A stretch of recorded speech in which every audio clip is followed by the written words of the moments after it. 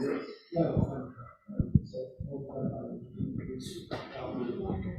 small team.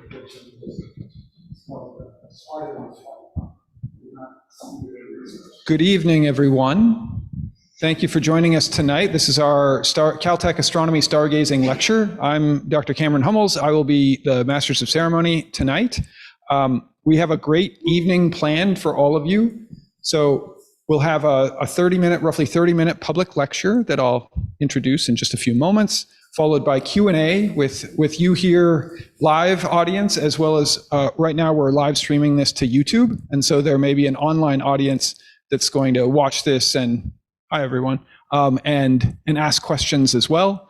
And then following a few questions after Nitika's presentation, we'll transition and have a Q&A panel consisting of Nitika, our speaker, myself, and a few other members of the department who work on different types of astronomy and physics to address any questions that you may have. And we'll have a bit of a discussion and conversation about whatever's on your mind astronomically or physically or space science wise. And on normal nights, we would indeed set up telescopes on the adjacent athletic fields. Sadly, maybe some miraculous thing will occur in the next half hour and the clouds will part and we'll have beautiful views of the sky. The forecast doesn't have that in mind, but it's possible. The weather forecaster is never dead on. It's sad if we aren't able to observe because, of course, you've probably heard that there is a supernova that has exploded in a nearby galaxy, the Pinwheel Galaxy, that's one of our nearest galactic neighbors. And so this makes the closest exploding supernova to our own solar system in about the last decade. And with, not hugely powerful telescopes, some of the telescopes that you and I can buy consumer-wise, and one of the ones we have here, will be able to see this exploding star, see this supernova from here. So if the clouds part, we should be able to see this. If not, we're still here to talk about things. In fact, one of our panelists works on supernovae and can answer all of your questions about these sorts of phenomena. We host these events once a month. Our next one will be, I haven't put out the poster yet, but it will be Friday, June 22nd or 23rd, whichever is the Friday of next month. The speaker will be talking about dark matter. What is dark matter? This is somebody who just defended his PhD last week, and he's going to MIT as a postdoc. And his name's Jacob Shen, Dr. Jacob Shen now. And his presentation's going to be all about what is dark matter, what do we know about dark matter, and what is it intrinsically, or what is it not intrinsically, because there's a wide open space of what dark matter could be. So it should be very interesting. Hopefully the weather will be better next month. And similarly, we have a sister series of events called Astronomy on Tap that take place at a bar in Old Town, Pasadena, once a month on Monday nights, featuring 2 20-minute presentations by local scientists talking about their science. There's also astronomy-themed pub trivia and live rock music. It's super fun. The next one of those will be in 2.5 weeks on June 12th, Monday, June 12th. And it's going to be our 100th event, which is notable because we have some pretty high profile speakers. So you'll definitely want to go if you have the opportunity. One of our speakers will be Lori Leshin, Dr. Lori Leshin, who is the director of the NASA Jet Propulsion Laboratory just up the road. She's the first female director of the lab's history. The other speaker will be Professor Mike Brown, known to some as Pluto Killer, because he's a planetary scientist, most notable for having been partially responsible for the demotion of Pluto from planet to dwarf planet. And he'll talk a little bit about Pluto, so you can bring your rotten produce and throw it at him over the course of his presentation, if you're not a fan of the Pluto demotion. And he will also be talking about the search for Planet 9, which is this hypothetical planet, like massive planet on the order of the size of Uranus or Neptune in the outer parts of the solar system, and the evidence that exists for it being out there, and the search that's been ongoing to try and detect it. So that should be really fun. That'll be June 12th. And I guess those are most of my announcements. So I will introduce our speaker for tonight. Our speaker tonight is Nitika Yadlapalli. She is a proto-doctor. She will soon be defending in 1 month's time. And by all accounts, she will successfully defend, and then she'll be Dr. Yadlapalli. She has been here for 5 years as a PhD student. Before here, she was raised in New Jersey and did her undergraduate studies at Rutgers in New Jersey before joining us here. Has been one of the stars of the department since that time, and is doing some really awesome stuff associated with radio astronomy that she's going to talk about with us tonight. And shortly after defending, she'll start working at the NASA Jet Propulsion Laboratory doing some really interesting terrestrial and climate stuff there. So please welcome soon to be Dr. Nitika Yadlapalli.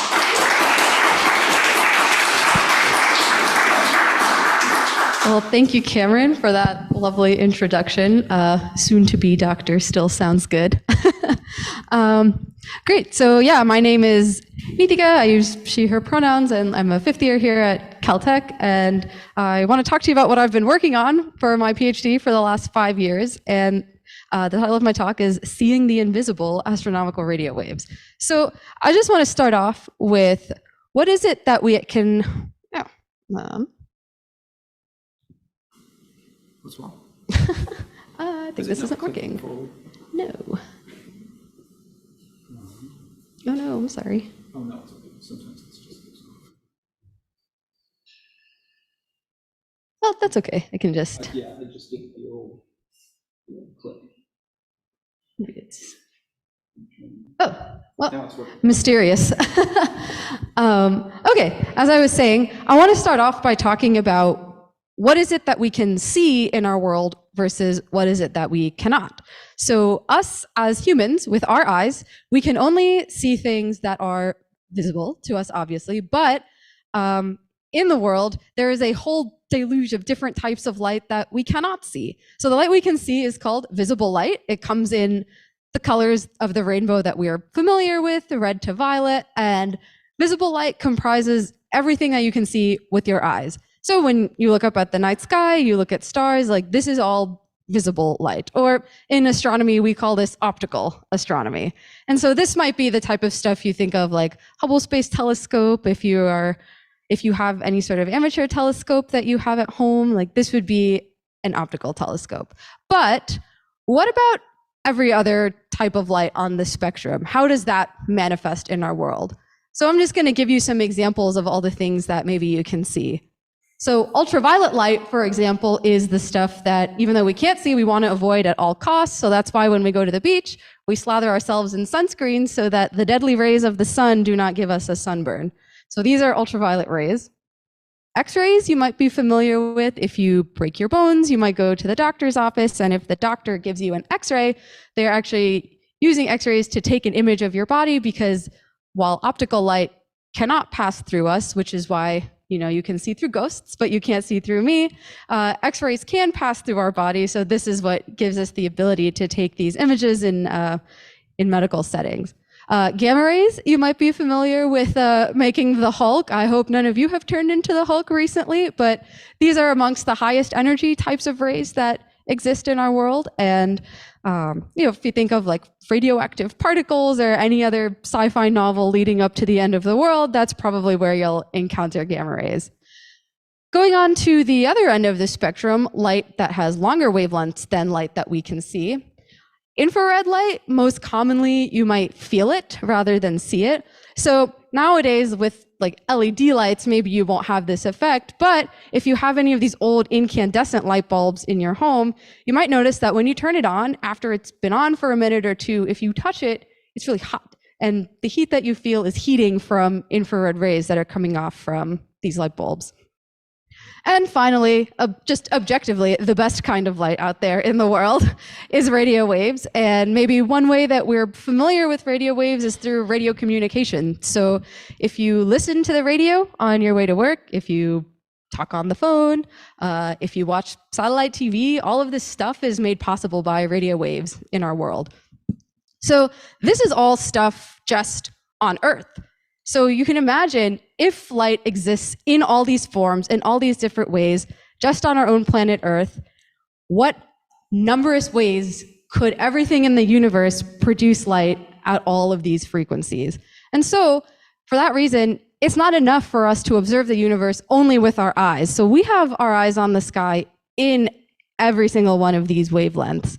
So maybe you're all familiar with the newest and shiniest telescope out there, the James Webb. This is an example of a telescope that looks for light in the infrared. The Hubble Space Telescope looks for optical light, but the light that I would like to focus on today in this talk and what I've been working on is radio waves. So we'll come to this later, but this is an example of what radio telescopes look like. But before I get to that, I want to talk about, so what makes radio waves in space? So there are many things, and I'll just give a very small number of examples, but if you're interested in more, please ask me questions at the end of the talk. One of the biggest things maybe one of the primary ways that radio waves are produced in our universe is just from hydrogen gas. So if you recall high school chemistry and think about the periodic table, hydrogen is the very first element on the periodic table and makes up somewhere around 70% of all material in our entire universe. And it's very special because it emits light at radio waves and because it's everywhere, it's fairly easy to detect. And the place where we see the most hydrogen gas is actually in galaxies. So if you think about galaxies, the Milky Way, for example, is an example of a galaxy. These are just big clusters of stars and solar systems like our own. And if we look in the optical, like if we looked through one of Cameron's really nice telescopes on a clear day, not through clouds, we might see something that looks like this. So like these fuzzy patches here are galaxies. And the light that we would see is just light from the stars. However, if we trace where the gas in the galaxy is, you can see that it's not where the starlight is. You can see that these galaxies are friends and they're interacting with each other, so they have all this exchange of gas between them. And if we were only looking at these galaxies in optical, we would never have all of that information. We would think that these were just three lonely galaxies not friends with each other. Now, galaxies are fine, but the types of stuff that I've been interested in the last several years are things far more energetic than hydrogen gas in galaxies. So I'm going to show you some other cool things in space that make radio waves. So for example, if we think of stars similar or smaller than our sun, stars with really large magnetic fields, one thing that we know about them is that they produce these really powerful solar flares or stellar flares. And those release tons of energetic particles that we can see in the radio. And for example, that might be really interesting because if we can study the radio waves from these stars, we can understand something about can life form on the planets orbiting these stars. Another example is when massive stars reach the end of their lives, they'll explode in these really spectacular explosions called supernovae. And when supernovae occur, they release all this material and shock waves into the space surrounding them. And that's something that we see really bright in radio waves as well. And finally, another example is, let's say you have a black hole and there's a bunch of material spewing into it. Typically, once a lot of material has fallen into a black hole, it'll shoot out these really energetic jets that are also visible to us in radio waves. So, this is just a small example of all the really exciting things in the universe that we need radio waves to study. This is great, this is all super cool and energetic, but really, how bright are these radio waves that we're looking for? So I want to give you a practical example. Let's say you need to call somebody on your phone. If you are pretty close to the nearest cell tower, maybe let's say the nearest cell tower is about a mile away, then maybe you have all the bars on your cell phone, your cell reception is really good, you can hear the other person crystal clear. Now let's say you are talking to the person and you get in your car and you start driving. Now you're 5 miles away from the nearest cell tower and you live in somewhere with not a lot of other cell towers. So this is the only cell tower that you're relying on. Now you're 5 miles away and you only have 3 bars. So now you can't hear the person super well, but you keep driving because you're not wherever you're going yet. Now you're 15 miles away from the nearest cell tower and you have 1 bar. You cannot hear the person very well. They're getting upset at you. You're getting upset at them, but you're still not where you need to go yet. You drive 4 million miles away, and your cell phone is like, what in the world is going on? And the amount of energy that your phone would receive from this cell tower 4 million miles away is about as bright as the brightest radio sources in the sky. So we need to make telescopes that are very sensitive and very powerful to observe these types of things. And I just want to give you a little bit of scale. Obviously, cell towers are powerful, but they're not that powerful. And how much is 4 million miles really? Well, the nearest star to our solar system is 25 trillion miles away. And the nearest galaxy to us is many million more times away than that. So whatever's out there making radio waves from space is very, very powerful, but because it is so far away, it is still incredibly dim, which is why building radio telescopes is an art form of its own. Okay, so coming back to what do radio telescopes look like? Now, when you imagine optical light, you might think of a mirror. Like when you need to look at yourself, you go look at yourself in the mirror. And if you have a telescope at home that you use to look at the stars, you might notice that there's a really nice little mirror in it. However, radio telescopes, since radio waves don't behave in the same way as optical light, we don't use the same types of mirrors. So we use these things called antennas or dishes. And you might be looking at this and saying, hey, that looks a lot like a satellite dish. Which if you think that, you're not wrong, because this is just a very fancy version of this. So if you imagine, at least, I don't know who has this anymore, but when I was growing up, if I wanted to watch TV, then we needed to have one of these. Like satellite TV was the type of TV I watched. And if the weather was bad, if it was really cloudy, if the satellites were in just not the right place, then I was throwing a tantrum because there weren't cartoons. But yeah, so this is, obviously not apples to apples, but it's a very similar concept. The satellites that are orbiting Earth that carry our precious cartoon information, they are emitting radio waves down to Earth, and we need these antennas to focus the radio waves and transmit them down to our TV so that we can watch cartoons. And it's very similar. So whatever is out there making radio waves, we also need to focus the light into our antennas and record it so we can measure how bright these objects are and what they're doing. And I want to make it really clear too that, and this is something that's not very obvious, that radio telescopes are not the same as cameras, which is true for optical telescopes. So if I point my optical telescope in the sky, then what I'm basically seeing is an image of the stars, the galaxies, whatever else is out there. And when we take our big professional telescopes, they're really not that different. It's just that instead of an eyepiece, we put a fancy camera on there to record the images. Whereas radio telescopes are not like that. So this is an example of like very, very old radio telescope data, but I think it's kind of a fun example of how radio telescopes work. So this is the Green Bank Radio Telescope in West Virginia. It is enormous. It is 100 meters wide, so more than 300 feet across. And way back when, before all our data was recorded on computers, we would use this thing called a chart recorder. And how this works is when we point our telescope up to anything in space, like a star, a galaxy, supernova, whatever, instead of being able to take a picture of it, all we can say is, this is how much power is coming from this point in space. And similar to a seismograph, we would attach whatever receiving system to a little pen and a piece of paper. And the more power there was coming through the telescope, the more this pen would swing and record power onto our piece of paper. So if you look at this, for example, this is all blank sky, and this bump here is like, oh, something bright passed in front of our telescope, and I don't know exactly what it is, but this is something from space. And so that's how radio telescopes work. Of course, now we do not use chart recorders. Back in the day, it was some grad student's job to say, 3 inches, like how bright is that? Of course, now we have computers that record all this data for us, but the idea is similar. Whatever we point to at the sky, the measurements that we have is how bright is this object at this time?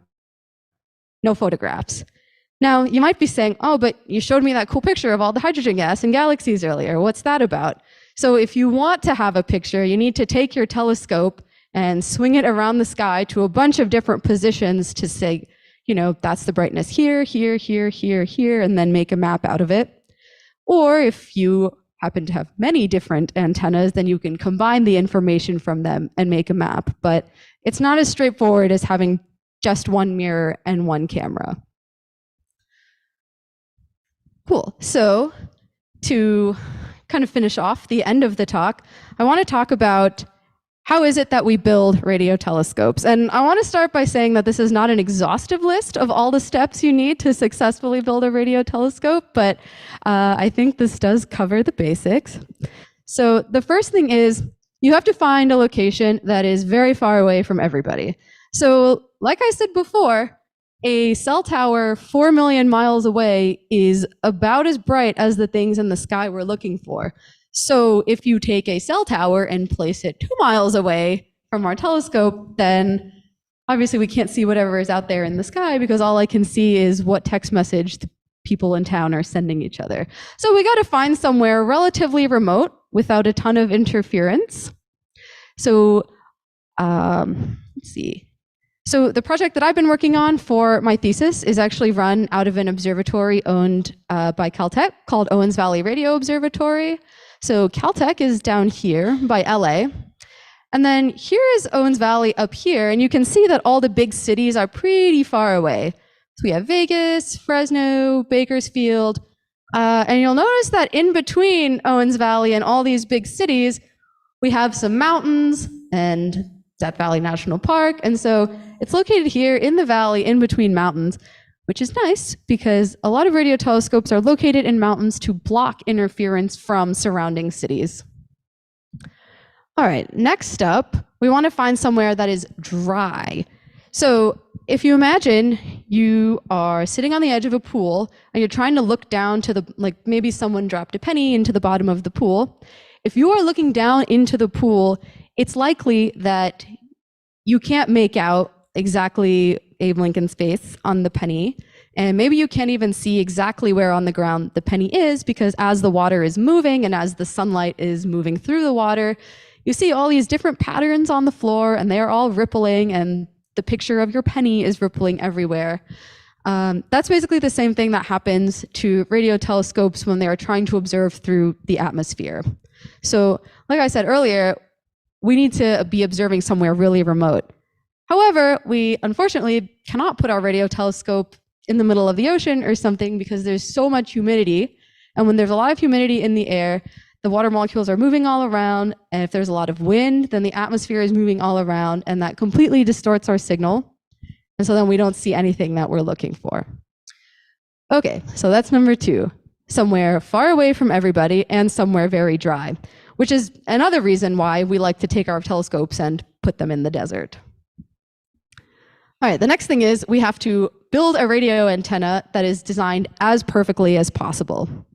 So if I have light coming from a star and I have an antenna and then I have a little camera at the top here or a receiver or a detector or whatever it is that we're using to detect our radio waves, we want all the light to come in from the star, bounce off of the surface and all land at this point.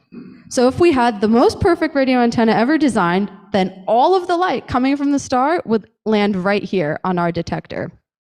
Now, unfortunately, sometimes things happen and the surface of our antenna is not perfect. And if there's a lot of little bumps or dents, like if somebody stepped on the antenna, for example, and there's a dent in it, then instead of hitting the antenna and going straight into the detector, it might veer off to the side and you're losing all this precious information that you need. And when everything in space is as dim as it is, having as much light from your source as possible make it to your detector is really important. I like to think of this as if you have a really terrible mirror, or if you go to the carnival and you go to a funhouse mirror and you see that what is going on here? Why do I look all squiggly? This occurs because whatever mirror you're looking through is not perfectly flat. A perfectly flat mirror, you will see a perfect reflection of yourself. If the mirror has a bunch of big dents in it like this, that causes your reflection to be all squiggled and messed up like this. So you can think of that as how perfect we need the surface of our mirror. So how flat are we talking? So about less than a millimeter is what we need for radio astronomy, which sounds like, that's very small, but that's not actually that hard to achieve. If you think about the Hubble Space Telescope, for example, when Hubble first launched, the astronomers thought this mirror was a disaster because it was manufactured poorly, but the thickness of the air that they were upset about was like a fraction of the thickness of a piece of paper. So, that means our radio telescope can take a couple people stepping on it and still work, unlike Hubble, which would not work under those circumstances. Okay, this one sounds like it shouldn't be that hard, but is surprisingly hard, is making sure your telescope is pointed in the right direction. So you can imagine earlier, if our telescope is pointed in the right direction, then all of the light that we want from the star makes it to our detector. If our telescope is not pointed in the right direction, the light that hits our antenna might not be making it into our detector, and if it's really bad, then some of this light is not making it to our dish at all. So you might be thinking, Nitika, how hard can it be? If we know where everything is in the sky, why can we not just take our telescope and point it in that direction?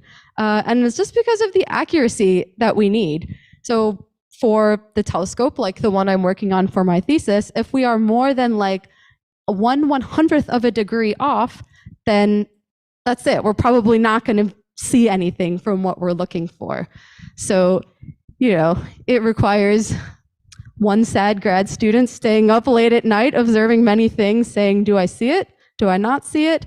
Point the telescope a little bit this way, a little bit that way, until we find it. And sometimes, if things are going really bad, it requires taking my man lift out of the garage and having people help me get up to the top of the telescope and fix things. That is not me, but it was me 5 minutes from when this photo was taken, strapped into this man lift, going to the top of the antenna, wherever the issue at this point was that the telescope was pointed in the right direction, but this receiver was not mounted in exactly the right place, and so we were adjusting it then. Fun. And then finally, the last thing is making sure all your electronics are both turned on and working. Yes, I have in fact once spent 2 days tracking down an error to find out that I did not plug one of our components in. Terrible. But sometimes everything is plugged in and it's not working, so it requires you stooping down next to your electronics, pulling a screwdriver out of your pocket and making sure everything is tight, measuring your signals everywhere, and maybe, just maybe, if you get all of that done, you can turn on your antenna and try it out. Some people are lucky and things work the first time. Some people are me and you turn on your telescope and every single piece of data says 0. So you don't know what that means. But, the nice thing is, if I, as a grad student, had to do all of these things, that would be impossible.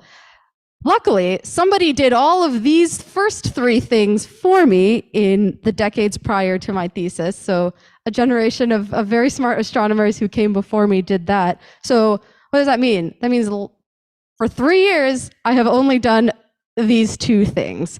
And for some reason, they are giving me a PhD for that. All right, so I would be remiss to say that you can't be a radio astronomer if you don't enjoy being in the desert and enjoying nature. The benefit of radio telescopes having to be in these very remote places in the mountains means that your office is the most beautiful location ever.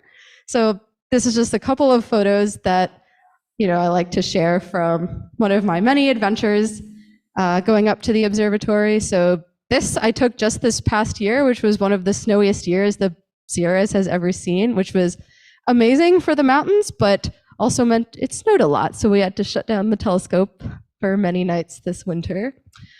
This one is cool. This was a really cool dust devil that formed one day when we were out doing maintenance on the antenna. And this is me, happy grad student.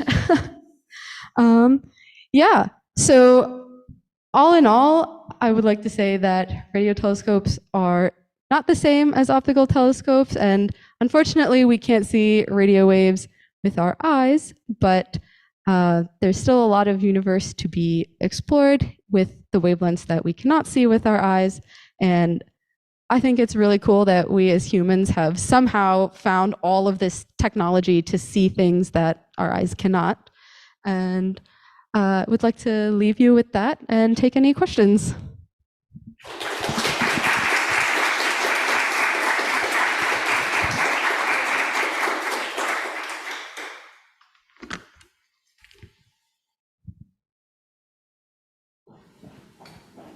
Do we have a... Oh, okay.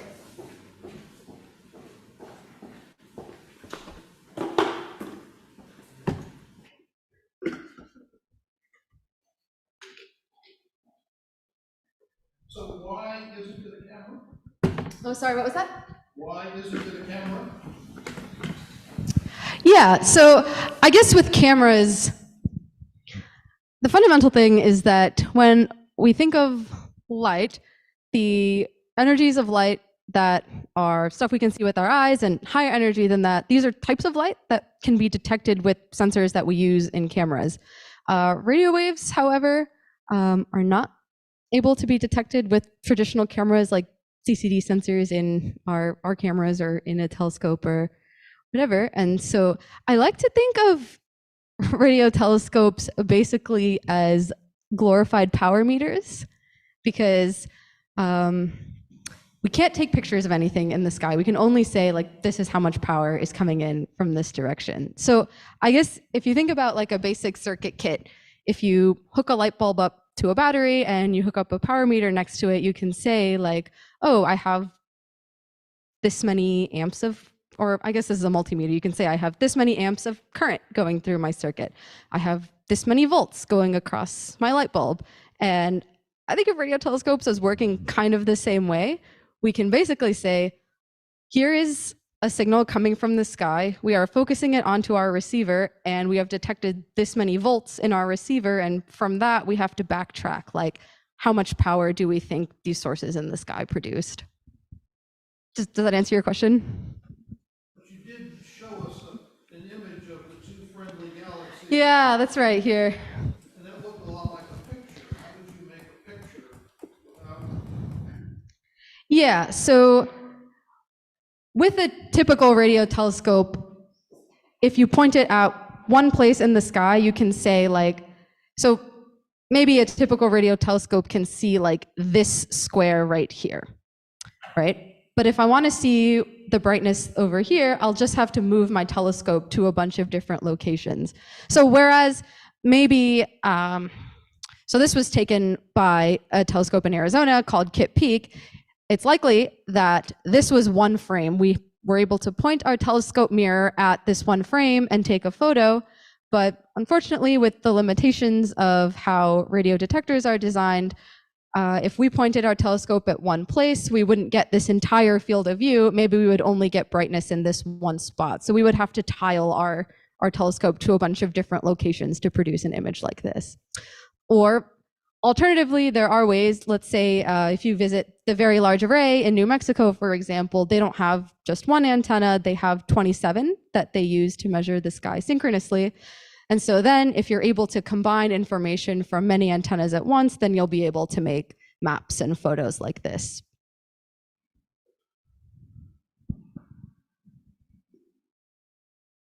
Hi, I'm a real amateur here. I mean, I know nothing, but I'm imagining being an astronomer, an optical astronomer. In the old days, people used to climb up into the telescope and look through the eyepiece and record on film. You don't actually go to those beautiful sites that you were talking about to operate those radio telescopes. Where do you sit, and what's the attraction? You know, you talked about the beautiful scenery, but that's not where you don't see anything from where you are, do you?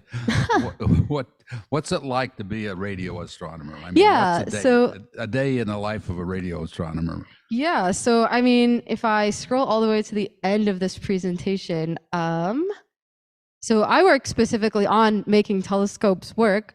So I actually have been up to the observatory like many dozens of times throughout my thesis. So these are all photos that I took on my visits there. So I guess I would say that a lot of radio astronomy is like going out to these sites, visiting the telescopes, like fiddling with things with your hand.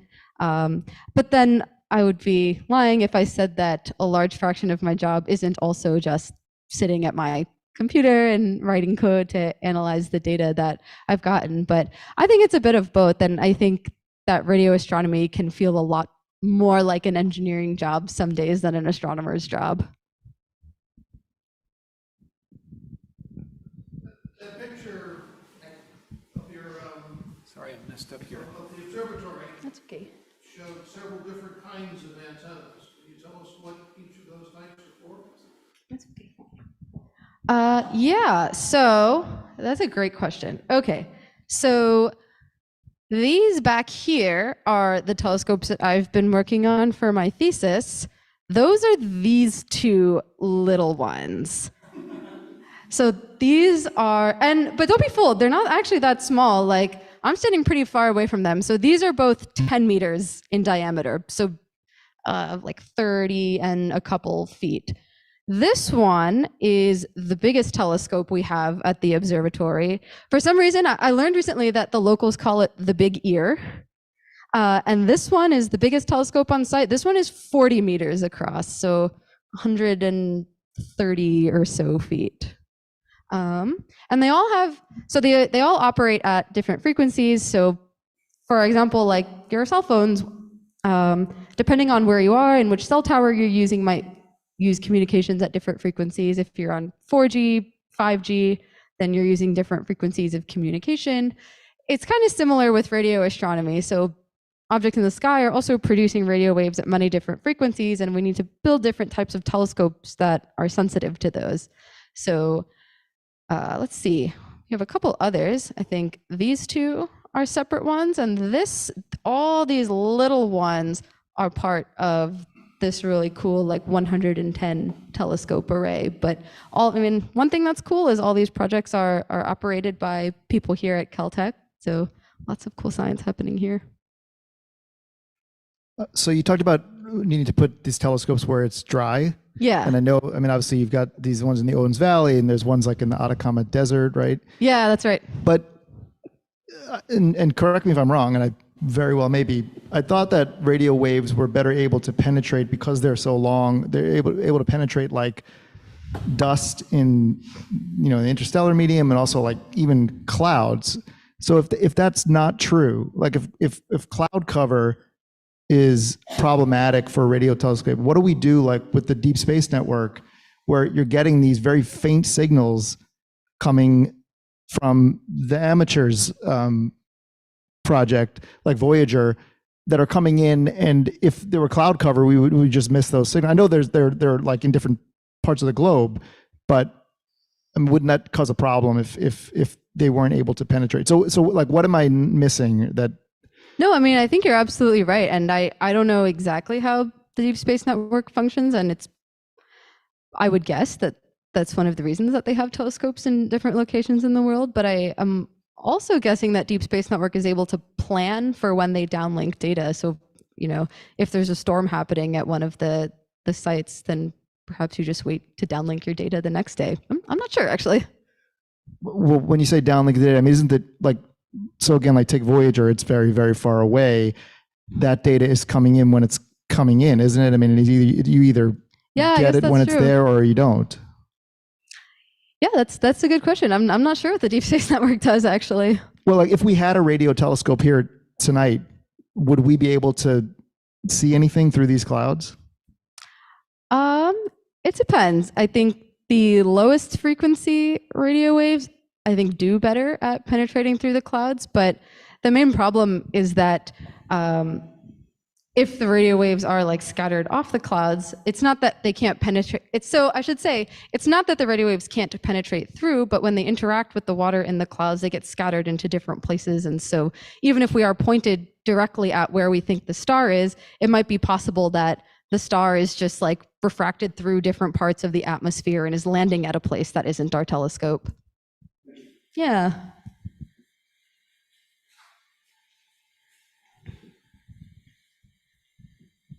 So having dealt with the DSN at JPL, when we have really bad weather, it's a problem.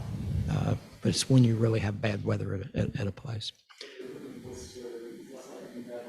No, I mean, well, there are 3 places around the world. There's one here in California in the desert. There's one in Australia. There's also one in Spain. And so the ideal is it's one level. You can see the sky in a 24-hour period. But if there's really bad weather somewhere, you're not going to get the data at that particular time. But my question is about, it's been a long time since I dealt with this, but is there much in the way of interferometry that goes on with radio astronomy these days? And could you talk about that? Yeah, I think I would say that radio interferometers are maybe the primary way we do astronomy these days, but I think I just figured we didn't need to go into interferometry in a 30-minute talk.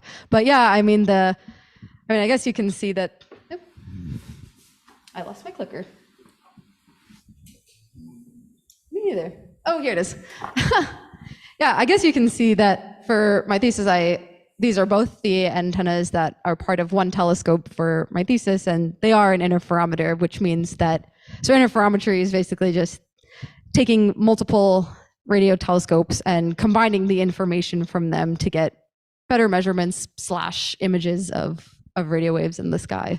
So yeah, I mean, I guess most of the antennas you see here, except for maybe this big one, are all part of projects that use interferometry at the Owens Valley.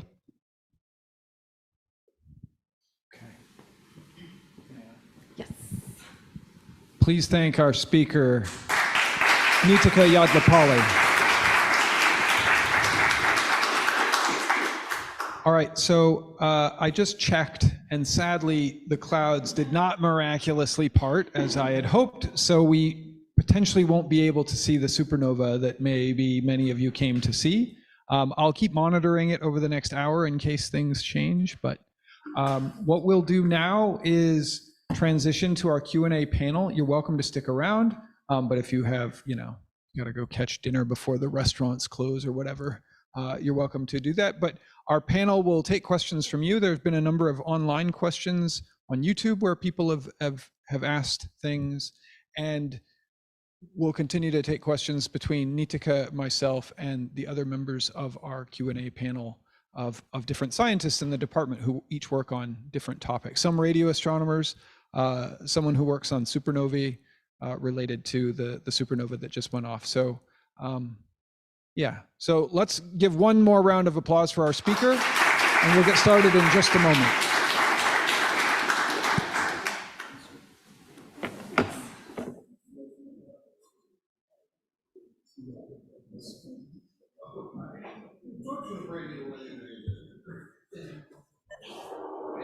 Oh, thank you. Yeah, that was good.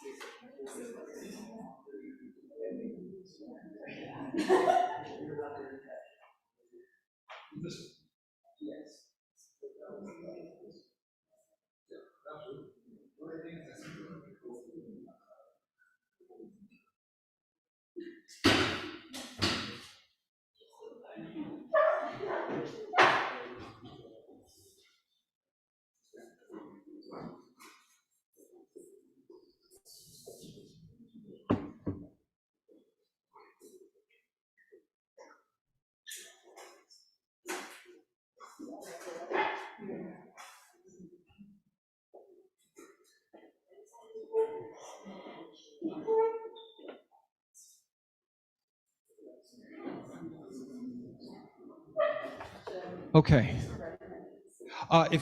If you'd like to, it's a thick pen, so it's probably visible to our online audience as well. Okay, so thank you everyone for sticking around. What I'd like to do is go through the members of our panel and have each of them give a minute-long introduction, who they are and what sort of science they work on. So it just kind of, we don't know everything in the world. I wish we did, but at least you'll know the kind of focus of our studies that are topics that we can potentially discuss with a little bit more specialization than just random topics, although we'll try and handle random topics as well. So I'll let you start, Dee. All right, so my name's Dee. I'm a second year grad student here at Caltech, and I actually work with a telescope that's right next door to Nitika's, like 100 steps away, basically. And so what I study is what you called boring earlier, is hydrogen gas in galaxies. So I'm looking at a period of time when the universe was really active, about 10 billion years ago. And what I am studying is basically the fuel that is about to turn into stars. So I'm trying to find out how much there is of it, where it is, how, energetic it is, because there's a lot we don't understand about why the universe was so active at this time. And so I'm using these radio waves to map that hydrogen gas to figure out how stars are going to work. All right. Hi, I am Jean. I'm a third year grad student here, and I really, really like black holes. And so most of my work focuses on these supermassive black holes. We're talking black holes 10 to the 6 or more times the size of our sun, so 1 million or 1 billion times the size of our sun. So these things are absolutely massive, and they exist at the centers of most galaxies, including our own. So this is 10 to the 6 million times the mass of our sun, black hole at the center of our galaxy. But they're black, we can't see them, and so you have to study them by seeing how they interact with other objects. And so what I find really interesting is you can imagine if something gets really close to a black hole, imagine a human starting to get really close to a black hole, falling in feet first. Their feet are being pulled towards a black hole harder than their head is, and they get stretched out or spaghettified. You might have seen that in some sci-fi movies. That also happens to stars. So if you have a star that falls in towards a black hole, it'll get stretched out and consumed by the black hole, and that produces bright flashes of light. And so I primarily use the radio wavelengths to study them, like everyone else here, or everyone else except him. But I also use light from every other part of the electromagnetic spectrum, from radio to gamma rays. So happy to talk about any of those. Well, yeah, I'm Nitika. I work on radio astronomy as well. Obviously, you can ask me any questions about how radio telescopes work. And I didn't mention this in my talk, but if you're interested in the Event Horizon Telescope and pictures of black holes, I also work with that group. So happy to answer any questions about that as well. Hi, I'm Gustav. So I study anything that explodes in the night sky. So I'm primarily interested in these things called supernovae, which are stellar deaths. So anytime a star dies, I'm interested in looking and following it up. So you might have heard of the recent supernovae that went off last Friday, which was quite nearby. Just as a fun fact, so there was a supernovae that went off in 1054 AD that was present in our own galaxy called the Milky Way. And then it was so bright that people could see a second sun in the sky for almost 28 days. So these objects are very, very bright, and they're very energetic. I'm happy to take any questions on that or other astronomy topics. I'm Cameron Hummels. I primarily work on computational modeling of how galaxies form and evolve, so that we can compare those models where we can artificially speed up time in the computer simulation much faster than time happens in reality, because it takes a long time for galaxies to change.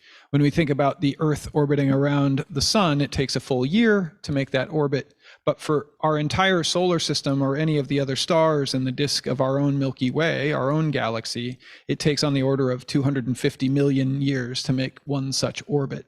So obviously we haven't been sitting around for 250 million years watching how other galaxies change, but we can program into our computers a model for how galaxies the mass distribution and where the stars are and where the gas is and so on and so forth, and then artificially speed that up so we can see how a galaxy like our own Milky Way or another galaxy might change over these really, really long time scales, and then see if those models can reproduce the behavior of galaxies and the populations of galaxies that we see in the sky.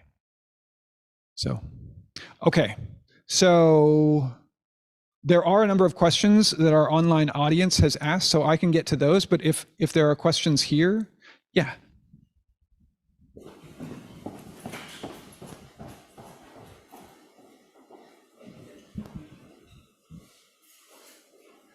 How's it going? I just want to thank our panel and our speaker, first of all, for making the time for us students, the general public, to come out here and be the nerds that we are. So thank you.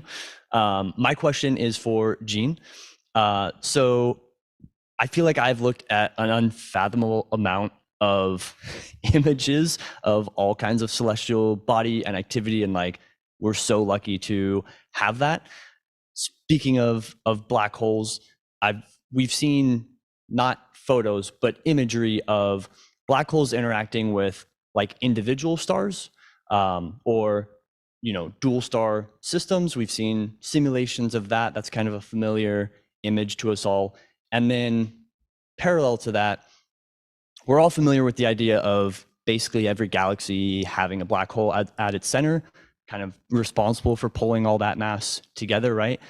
So that got me thinking, have we observed, either photographed or run any simulations that give us a glimpse of what a galaxy looks like at the end of its life? Like, if that black hole at its center is basically exhausted all of the matter in the galaxy.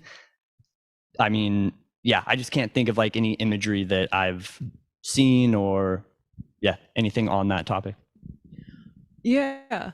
So, yeah, I think actually some of the theorists here might be better posted. I'm happy to talk, but the question was for you, Jean. So, I personally haven't seen much about what would happen to a galaxy at the end of its life. I suspect it would take, if ever, a very long time for that to happen. I suspect the stars would probably all die first and just form a bunch of little black holes and other dead objects floating around everywhere in a very, very long time. I'm not sure if a black hole would ever actually be able to consume the entire galaxy, but you could probably end up with a galaxy made of all these like tiny black holes that form from dead stars and all these really, really dim objects. That's probably where galaxies will end up. Yeah, I agree with that. It would take a long time for this sort of thing. We don't normally talk about the deaths of galaxies because in some ways, well, we're not morbid, but also galaxies don't really die per se. Galaxies merge together, progressively forming larger and larger systems. So, for instance, there are a number of dwarf galaxies, small galaxies that are orbiting around the Milky Way or orbiting around the Andromeda galaxy, our nearest kind of massive galactic neighbor. And eventually, for most of those systems, they'll slowly merge with us. And I guess effectively they will die, but it's more like they're, it's this nice way of thinking about the world. Rather than people passing away, they return to, they become part of a larger thing.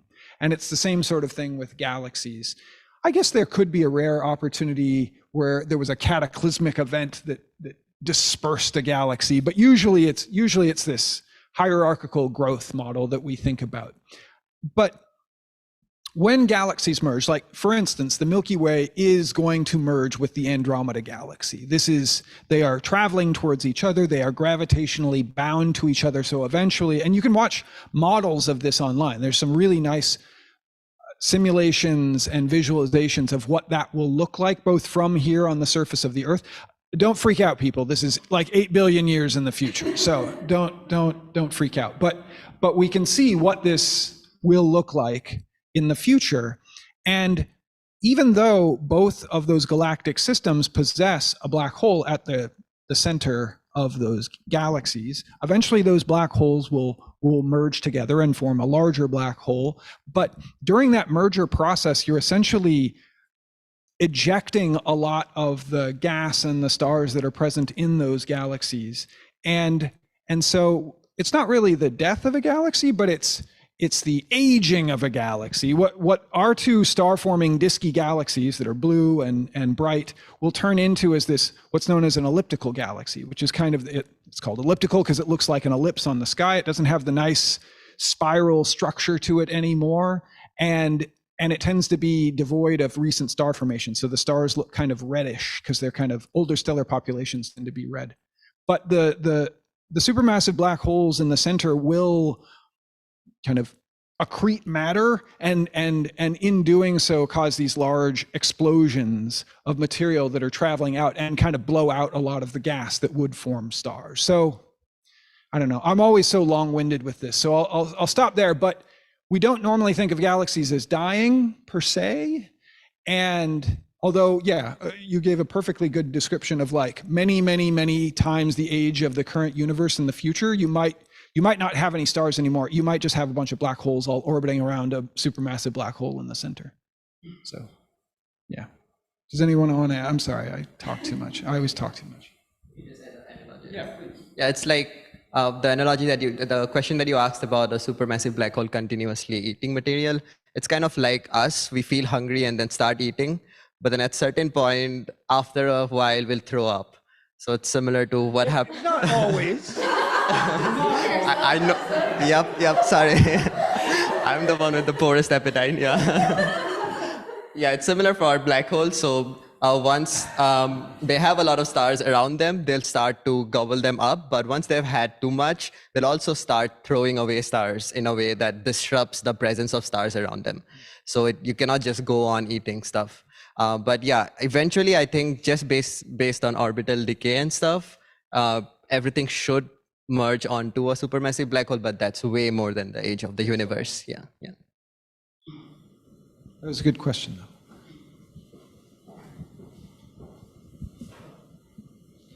though. Well, following up on this and kind of embedded in the previous question, there was a comment about supermassive black holes being at the center of most galaxies and pulling everything towards them. But as I understand it, and I guess we don't know for sure, but the fact that there are supermassive black holes at the center of the galaxy is not necessarily related to the structure of the galaxy. It's just some, I guess, unexplained phenomenon as to why this happened. So the question is, why do you think, or what is the current science, the current understanding of why there tend to be supermassive black holes at the center of galaxies if they are not actually having anything to do with the structure of the galaxies themselves? Yeah, so that's a really good question, and it's something a lot of astronomers are actively trying to understand, why we have supermassive black holes and how they formed. And so, as Nitika mentioned, there's the James Webb Space Telescope that was just launched, and one of the goals with that telescope is try to understand how these things formed. It's really not known. At some point in the early universe, right after the Big Bang or very soon after, you got these massive black holes that somehow just appeared. We have no idea how. It might be that you had some giant ball of gas that suddenly collapsed and formed a huge black hole, and they sort of just sunk to the center of what we now call galaxies, these balls of stars and gas. Or it could be you had a bunch of small black holes that formed from dying stars, and those all merged together to form a really big black hole, and then continued eating gas and accreting, and that's what we now see as supermassive black holes. But yeah, it's a completely open question in astronomy. And you're also right that black holes mostly just influence the inner regions of a galaxy. So if you look at the center of a nearby galaxy, or even the Milky Way, you'll see a few stars that are directly orbiting the black hole, and they're mostly influenced by the gravitational pull of the black hole. Most of the stars in the galaxy are going to be influenced by the dark matter in the galaxy. Most of the mass in a galaxy is in this giant dark matter halo. The black hole really only influences the inner regions of the galaxy. But yeah, there's a lot we don't understand about supermassive black holes. That's why I'm really excited to keep studying them. I probe that. With the supernova happening, how long will it go on for? Like tonight's very cloudy, so we cannot see the supernova. How long will it last? And technically, it's like millions of light years away. It happened already. So why can we not see it before? But why can we just see it now? Okay, yeah, all of them are great questions. So The reason, like coming to the last question, so the reason we see it late is because any information that we get is because light started from some position and then reached us. So the fact that I'm seeing you right now, I'm actually seeing you a few nanoseconds before few nanoseconds doesn't matter for human perception, but then if we are 20 million light years away, if you say hi to me, I'll only get that signal after 20 million years, because that's the earliest I can possibly get that signal, because nothing can travel faster than light. And most of this information that we get is in the form of some kind of electromagnetic wave, be it optical, be it radio. But it takes a finite, since the speed is finite, it also takes us some amount of time by the time it reaches or covers a certain distance. And regarding the first part, usually supernovae can go on, they go on forever. So there's a star. So supernovae are basically stars that explode. So you can imagine that there's a compact star that's, say, a few hundred times the radius of the sun, and then it explodes. And then there's a velocity that's like 10,000 kilometers per hour. 10,000 kilometers per second. So so they are very, very high velocity. So once they explode, there's so much energy in them that everything expands at the rate of 10,000 kilometers per second. And then over time, the speed decreases, but then you can imagine that it keeps on expanding and expanding. So the example that I mentioned about the supernovae that went off in 1054 AD, where Chinese astronomers and they drew paintings of two suns. So we can actually see that now as a huge object on the sky. So it's still expanding. So yeah, so practically it goes on forever. And especially since things that are nearby, we can keep on observing them for a long, long time. It's just not as bright as it was 1,000 years ago. I'm going to get to a couple of the questions online because they've been very patient. There's a question from the Nerdy Walker asking, how will we be able to handle the large amounts of data being generated from the Square Kilometer Array, which is an upcoming radio telescope that's being built today, or other modern radio telescopes? And what insights will we be able to learn about the universe from these new generations of very large kind of arrays of telescopes? Yeah, so I guess the core of this question is asking about survey telescopes, and I guess it might be important to make a distinction that in astronomy, we typically have, I like to think of like two classes of telescopes. There's telescopes that you can propose time for. You can say, I would like 5 hours to look at this supernova with this telescope, and the telescope operator will say, yeah, that seems interesting, let's do that, and then we'll point the telescope to just that one object for 5 hours and hand you, personally, the astronomer responsible for it, the data.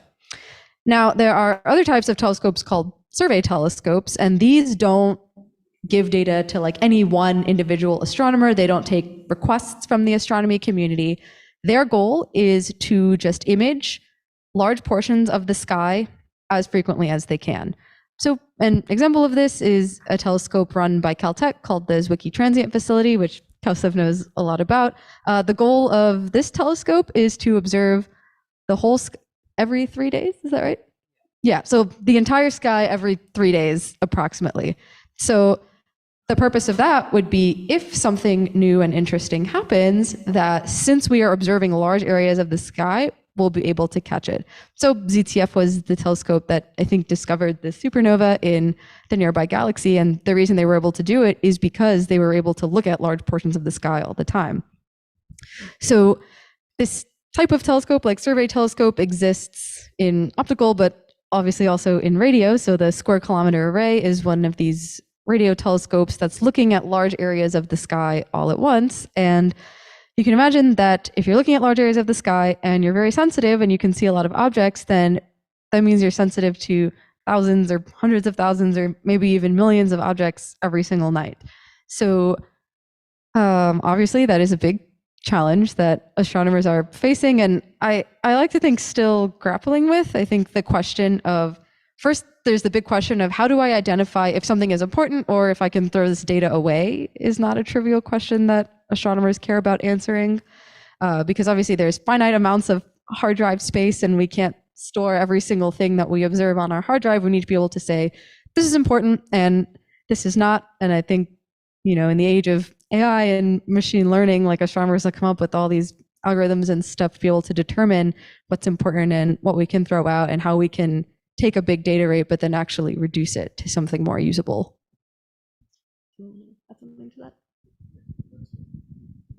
That's fair. I think there was also the second part of the question is, what will these radio telescopes be able to reveal about, the universe, or what are they studying? Yeah, okay. So any of these objects that maybe I mentioned before, maybe any objects that Jane was mentioning. So what we would like to be able to do is, if there is a supermassive black hole interacting with a star, for example, we want to be able to catch that as early as possible. If there are stars nearby that are flaring, we'd like to see that. If there are supernovae, we'd like to know what's going on with them, and any other unexplained object. I mean, there are literally hundreds of thousands of interesting objects that are producing radio waves every day, and we'd like to be able to say, like, how are all of these objects changing with time, and what can we say about populations of objects and not any one object? So, if Jean tells me, hey, Nitika, I found this cool object, I think it's a supermassive black hole interacting with a star, I'm going to look at Jean and say, you only observed one of them. How do I know that, like, this isn't, something hokey, or this isn't just your instrument doing something weird? Like, astronomers want to see proof of things by observing them multiple times on multiple different objects in the sky. So maybe I have a telescope that's able to view the whole sky, and then a couple years later, Jean comes back to me and says, hey, Nitika, I found 100 objects that looks like this. Then I can say, yeah, Jean, that sounds pretty legit. So I think these are the types of things that we're looking for in the future, is to not just find one object and say this is cool, but to find hundreds of objects and say, this is the fundamental physics behind it. So one other thing with the square kilometer array in particular was, Jean was alluding to, there's this period of time sort of after the Big Bang, but before galaxies as we know it started forming, that we really don't know a ton about, because it's really dark. There's not a lot of good light coming from those objects, because you need things like stars to make light.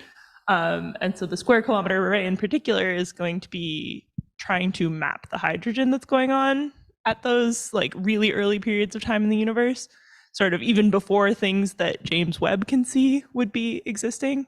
So that's one other application, and that's less of a, like, scanning and trying to find things that are changing in time, or like identifying individual objects. That's just like making a map of the big part of a big part of the universe, which is a little closer to what I do. And so there's lots of that sort of science as well that's happening. That's just like mapping things and seeing how after the Big Bang, but before galaxies started to form, what was going on there, how those structures started to collapse together, and how, like, the details of the gravity and the dark matter and stuff were going on. So there's also, like, there's many different aspects for all of these instruments. You can't make a big instrument like that without having a ton of different explanations for why you need it.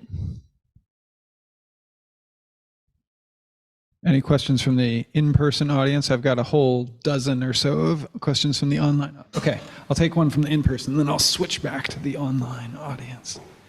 You've got a bunch of black hole questions, so it's always exciting. I have one more supernova question. Obviously, we have visible light coming from this local supernova. Are there other radio waves and gravity waves, gamma, from this that we're observing for this particular one? Yeah. So it's like the wavelength that we can observe is a property of the temperature of the object. For example, the natural temperature that I have, I emit in infrared. So the temperature that that young supernovae have right now, they preferably emit in something higher energetic, like the ultraviolet, the X-rays, the optical. Yeah, so once it went off, since it's so nearby, I think people all over the world triggered on all of the telescopes to kind of try to observe it. So of course, people have observed it successfully in optical, where it was first discovered. People have also successfully observed it with the Hubble Space Telescope in ultraviolet.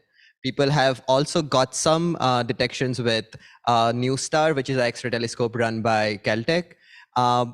From what I know, till like a few hours ago, there has been no detection with radio. People have tried though, and I think there was a recent. So people send out this public alerts once they try to observe something, so that everyone knows what's going on, and especially for objects like this, when all over the world people are going to try to coordinate their observations. So in radio, there has been no observations.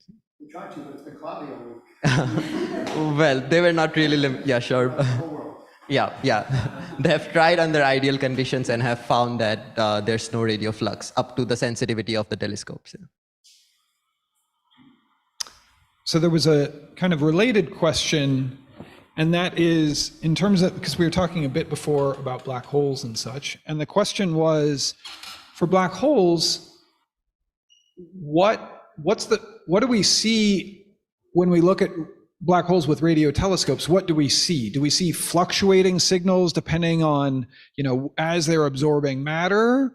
Or is it just like kind of a constant level in the same way that we look at a star like the sun and it's just kind of constantly giving us an unfluctuating level? So what do we see, and what have radio waves and radio telescopes revealed about black holes? Yeah, so I think probably the most exciting thing we see, and one of the most common things we see in the radio from black holes is, so people mentioned earlier, when black holes consume, eventually they start shooting out matter. And sometimes when they do that, they can shoot out that matter really, really fast. I think Nitika showed a picture of a black hole starting to eat some material and then shooting out this really thin stream of matter. And that matter is going almost at the speed of light, really, really close to the speed of light. And that it slams into things, it hits material in the galaxy, and that produces extraordinarily bright radio waves. So that's probably the most common thing you can observe from black holes in the radio. And so if you look at the radio sky, you see all over the place these really, really bright sources, which are these black holes shooting out material at the speed of light.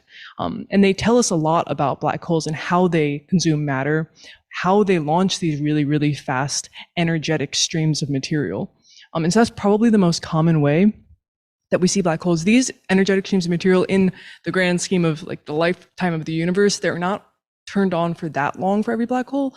Black holes aren't continually shooting out these energetic streams of matter. They turn off and on. The Milky Way, for example, right now, our black hole is not shooting out one of these energetic streams. It does emit in the radio because of its accretion, because it's eating a little tiny bit of matter, very little, but it's eating a small amount. And so it does have a very weak radio signal from a weak version of this process. And so black holes, most of the signal we see is from this sort of process where the black hole eats matter and then shoots it out a little bit. Yeah, so I'd say that's probably the most common thing we see from black holes in the radio. Another sort of fun thing that's not totally it's related to black holes emitting in the radio. So when black holes merge, supermassive black holes, like more than 1 million times the size of the sun, if two of them merge, like Cameron was talking about earlier, it can generate gravitational waves, right? So these gravitational waves you might have heard about from LIGO, they cause distortions in space-time that propagate through the universe. Those can interact with radio emitting sources, these stars that emit in the radio, and produce weird signals in the radio that we can observe that tell us about how those black holes are merging. So that's not really the black holes directly emitting radio waves, but they produce gravitational waves that interact with radio emitting sources that we can observe. And so there's a lot of efforts across the world right now to observe that sort of radio emission and use it to study how these supermassive black holes are coming together. Yeah. And just one more thing I'll add, specifically in the realm of supermassive black holes, is a new result that's come out in the last couple of years is there's this collaboration in the astronomy community right now called the Event Horizon Telescope. So you can think of the event horizon as the last place where light can escape from. And so if you are hurtling towards a black hole, even if you're light, once you've crossed the event horizon, like that's it. You're going into the black hole and there's no coming back out of it. So if we were to take an image of a black hole, what we would see is that there's a lot of material around it, and then there is a very dark portion in the center, which is the event horizon. But the gas that is orbiting the black hole around the event horizon is also very bright in radio waves. So that's we typically use radio waves to take these like very high resolution images of black holes and their event horizons.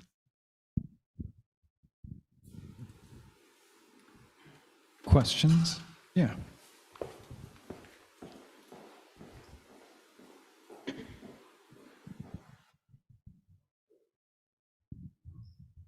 Thank you. So I want to get back to maybe as a comparison between optical astronomy and radio astronomy. I don't know, but I mean the big thing now everybody talks about is the James Webb Telescope. I don't know how many 15 or 20 billion dollars to put it up there. The Hubble, you know, is 1/100th or less than that.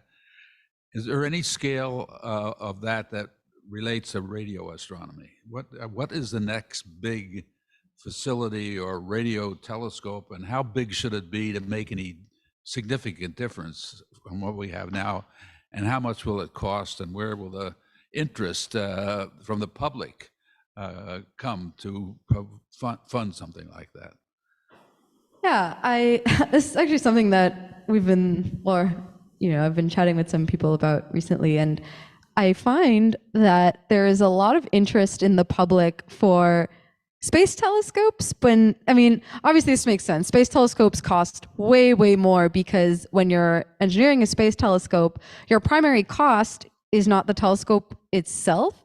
It's to make the telescope such that it fits in your launch vehicle, and then the cost of actually launching it and the cost of people calculating the orbits to be in this place, and the fact that it has to be engineered perfectly because once you launch it, there's no going and doing maintenance on it. So for all of these reasons, space telescopes cost billions of dollars. Now, ground-based telescopes have the benefit of you don't have to launch them, and you want to be careful when you engineer them, but you don't have to be super worried that if something breaks, like end of mission, because you go and you send your engineers out to repair them. So the world-class ground-based telescopes cost more on the order of maybe like hundreds of millions rather than $10 billion. And so I would say for example, like a project that has been proposed for the US is called the Next Generation VLA, and that's proposed to be somewhere around the 100 million scale. 100 million, really? It's that inexpensive? I thought it was like billion. Maybe it's a couple 100 million, but I didn't think it was a billion. Okay. Tell me about the size of the next big radio. Oh yeah, this Yeah. is really exciting. Yeah, this is From the Hubble to the James Webb, and now I don't know where we are today. Is there something comparable to today? We don't have the big telescope that broke down in Virginia or Right. Puerto Rico. Arecibo, yeah. Arecibo, yeah. Nobody's seen that built, rebuilt it. Yeah, and But there was a lot of interest with Hubble to go and take the next big step. The next big step has been the James Webb. Sure. What's going to be the next big step for radio astronomy, and who's pushing it? Yeah, so I should say that in the US specifically, the organization that oversees radio astronomy is called the National Radio Astronomy Organization, the NRAO, and they're the ones that run all the radio telescopes operated by the US, and they're funded by the National Science Foundation primarily. But I find that in optical astronomy, we've been moving towards bigger is better, but I find that in radio astronomy, we've been moving towards more is better. So building arrays that any individual antenna might not be enormous, but we want to build a lot of them. So right now, the VLA as it stands, I think has 27, something like that, 27 antennas, but the next generation VLA wants to double or triple the number of antennas that will be in this array. And then they want to put it in locations that aren't just its current home in New Mexico. Like they'd want to take telescopes and put them in other states or put them in Mexico and combine the information from antennas at different locations. And so Is there a radio astronomer? What would be your vision of the next big infrastructure investment for radio astronomy? What's the next big? Okay, what's your goal? What would be your goal? Your dream telescope in the radio? Far side of the moon, yeah. Yeah, it's a good question. I mean, I think right now there are already really big innovative telescopes in the works that I think are really cool. Maybe I'll highlight some of them. The far side of the moon is actually a telescope that is a concept that is being worked on by somebody in our research group here. And this is a really cool idea because by putting it on the far side of the moon, you're getting rid of lots of interference from Earth in general, and you're able to get down to frequencies that are currently blocked by the Earth's atmosphere. I think one of the things that a lot of people in the radio astronomy community think is very next gen is there is another project coming out of Caltech. It's tagged the Radio Camera Initiative. So it would basically be making radio astronomy more akin to optical astronomy, being able to take signals from radio telescopes and then immediately make images from them without all of this like signal processing mumbo jumbo that I was talking about earlier. And then I think aside from that, one thing that I heard really recently that I think would be super cool is the idea of putting radio telescopes in space to do interferometry, which hasn't really been done before because it's just very, very, very difficult to control exactly where your telescope is located precisely in space is, which for something like James Webb, we don't have to correlate data from James Webb from something on Earth. So if it's not in precisely a certain location, then we're not that worried about it as long as it's pointed in the right place. But, you know, if we want to put a radio telescope in space, then we need to know exactly where it is 2 millimeter precision at all times. And I think that's a big challenge that we're going to face. But I don't know. I think that that's a place that radio astronomy could go in the next decade or so. Yeah, great question. Great question. There was a question just generally about radio signals from the online audience. A couple of questions, actually. One was from Genghis Galahad. Do radio waves deteriorate or diminish in the vacuum of space, or are they unchanged as they travel to us? Are they influenced by red shifts and blue shifts in the same way that other wavelengths of light are? And there was a related question about, oh shoot, oh, there's so many good questions here. Let's just stick with that and see, and then I'll try and find the other question that's related. Okay, I think I'll address the first question, but I'm actually going to hand it off to Dee to talk about the redshift question because I think Dee will have more interesting answers on that. But do radio waves diminish in space? So, of course, if you have light moving through just a vacuum, you're not interacting with dust or water or anything else, then they don't diminish. But the reason that things that are very far away from us, we see them as dimmer is not because the radio waves are diminishing in the space between us. It's just because, let's say you have like this water bottle is producing radio waves. If it's standing right in front of me, then most of the waves are coming into my eyes. Whereas if it's very far away, then only a very small fraction of the rays are pointed exactly in the direction of my eye in order for me to pick it up. So that's kind of how radio waves in space work as well. If you have an object that's very, very far away, by the time it's reached the distance of the Earth, it's also reached the distance of the Earth in every other direction it's been pointed in. So your signal is just getting diluted in that volume rather than the radio wave itself deteriorating over the space. And so all wavelengths of light are affected by redshifting and blue shifting, as Cameron said. So the basic idea is that if an object is very far away or moving away from you, then it is being redshifted, meaning that by the time the wave reaches you, the wavelength is longer than when it was emitted. And if an object is moving towards you, then the wavelength is shortened or blue shifted by the time it reaches you. And I'm gonna hand it off to Dee to talk about redshift of stuff. Yeah, I mean, Nitika covered most of it. I think the key point there is that radio waves are light waves, just like the light that we see with our eyes. So things that affect light will affect radio waves in very similar ways, other than like they're much longer. So they're a lot less vulnerable to some things, but more vulnerable to others. This is sometimes very useful because it means that we can use redshifted radio waves just like we use redshifted any other waves. And that means that we can tell how far away something is sometimes. And so we can make 3D maps of the universe, which can be very cool.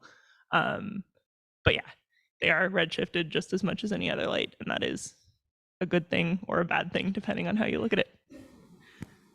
So related to that, I found the other question from Girish Ananda, and that is, does a gravitational lens bend radio waves in the same way that a gravitational lens bends visible wavelengths of light or other wavelengths of light? And maybe give an introduction to people what a gravitational lens is in case they aren't aware.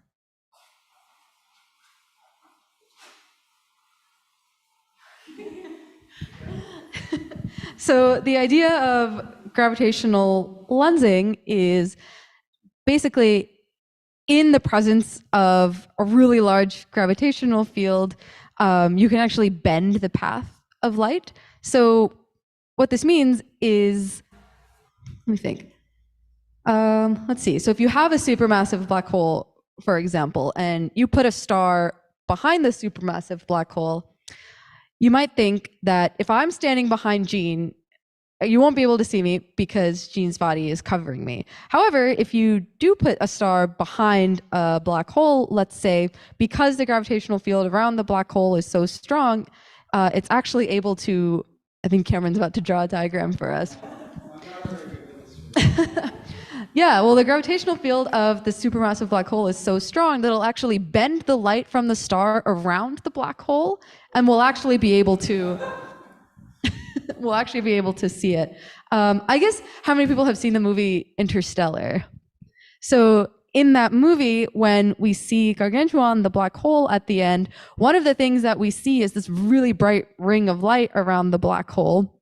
And this is actually light from behind the black hole being bent around its gravitational field and showing up as this really bright ring. And this is a phenomenon that we see in astronomy too, and it helps us figure out if we see a supermassive black hole or any other very massive object in space, the amount that light from objects behind the black hole is bent can tell us how massive the supermassive black hole is. Like this diagram that Cameron is drawing for us.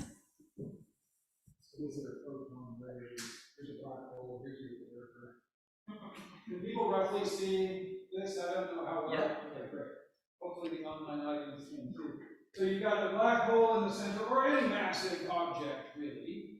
Then you've got a star in the background, and then here's you, the Earth, or the person with the telescope observing. Of course, you can't directly see light from that star because it travels towards you and then goes right into this object in the way and gets either sucked up by the black hole or runs into Jean's in the way and the lensing object, runs into the back of Jean. But these other photons, which would normally go off in that direction, are bended. They're warped around this massive object to the observer. And so what the observer sees is, they probably don't see the black hole in the middle, but that's the massive object, or Jean. And instead might see two different images of what looks like the star is here and looks like the star is here, but it's because that same star the light from it was warped around, and so you see like two objects in the background that are the same. I think a really interesting application of this here just on Earth is that obviously the Earth is not a supermassive black hole, but it is very massive, and we have objects orbiting around the Earth like satellites, and taking into account like just how much the light is bent by the shape of the Earth is really important for like making our GPS satellites work, for example. So, without taking into account this effect, actually GPS as we know it today wouldn't be functional. Cameron, was there a second part of that question beyond defining what a gravitational lens was? Do radio waves get gravitational lenses as well? Yes, they definitely do. So it's interesting, even though we think of light as having different properties at all these different wavelengths, the core behavior of light, so the way it travels and how it interacts with gravity, is a property that is shared by light at all wavelengths. Other questions in the in-person audience, or should I go back to the online? Okay, all right. Here we go. I have two questions. The first one is just to go back to when you're talking earlier about black holes ejecting out matter. What causes that to happen? Because it kind of flies in the face of the idea that nothing can escape a black hole. But I guess if the black hole let you escape, then that would be an exception. But so what's the mechanism behind that? And the second question is just sort of like a personal question for the radio astronomers. I'm just curious, did you either read Carl Sagan's Contact or see the film adaptation of it? And if so, did you see it before or after you developed an interest in radio astronomy?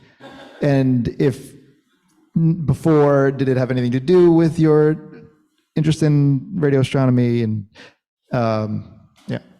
Oh, and my obligatory plug, because the second greatest female radio astronomer in fictional after Ellie Arroway in Contact there's something called War of the Worlds, that where one of the main characters is a French radio astronomer. Not to be confused with The War of the Worlds. But anyway, if you haven't seen it, you should see it.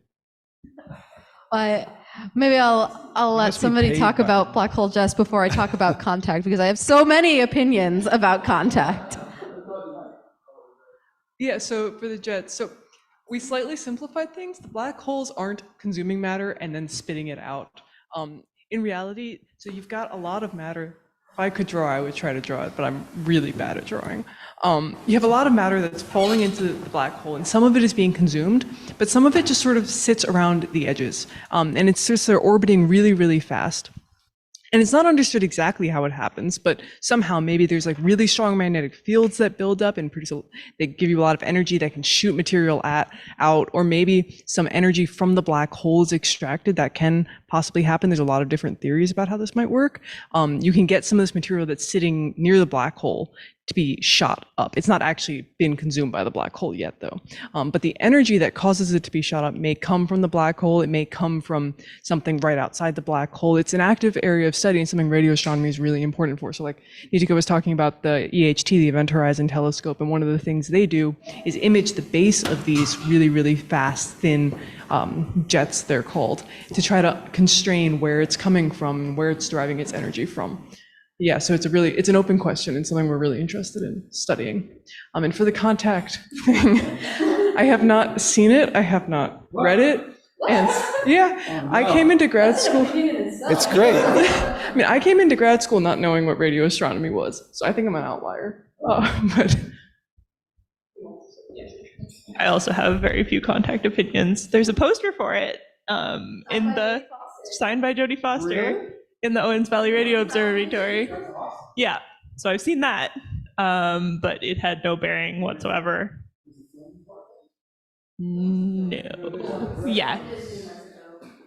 It was filmed at a few different sites that are related to actual radio astronomy. So there's a series of scenes that take place at the Arecibo Radio Telescope in Puerto Rico early in the film. And then most of the latter part of the film is filmed at the Very Large Array, the VLA, in Socorro, New Mexico. I think that they reference something about Owens Valley Radio Observatory in the script and certainly in the book. I think that's where she did her PhD, was work on the Owens Valley Radio Observatory, referencing back, but I don't think there are any scenes that are actually filmed there.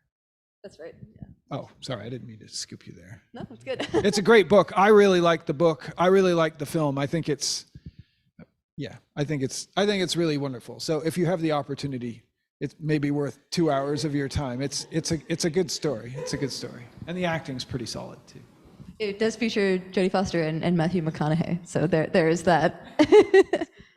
Yeah, I guess for people who haven't read the book or seen Contact or know anything about it before, it's basically about this radio astronomer, Ellie Arroway, who has dedicated her career to searching for extraterrestrial intelligence. So we have this belief that because here on Earth we communicate in radio waves, that for some reason, if there are aliens, that they must also communicate in radio waves. And so all of our searches for extraterrestrial signals have been in radio wavelengths.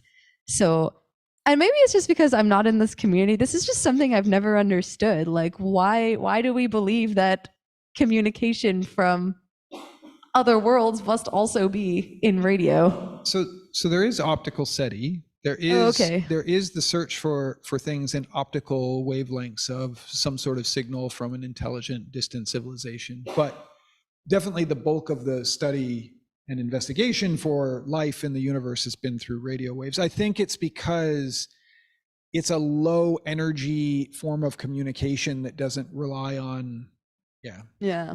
like superpowered generate. Of course, in order to send those signals requires something, but also the likelihood that it's going to interact with intervening material. Like if there's dust in the way, then it'll block many gamma ray. No, well, I guess not gamma ray. It would block a lot of optical or UV Yeah. signals, whereas radio waves can, for the most part, travel through that without problem. So I think that's much of the justification for using radio. Okay, I guess that makes sense. So in the story of Contact, this astronomer basically discovers a radio signal from a nearby star, Vega, and she is able to decipher the signal and figure out that there is an extraterrestrial habitat there somehow, and they've encoded within this message instructions for how to build this space pod that can travel at warp speed so she can visit this habitat and visit the aliens and understand their way of life and understand their mission to communicate their technology to other civilizations in the galaxy.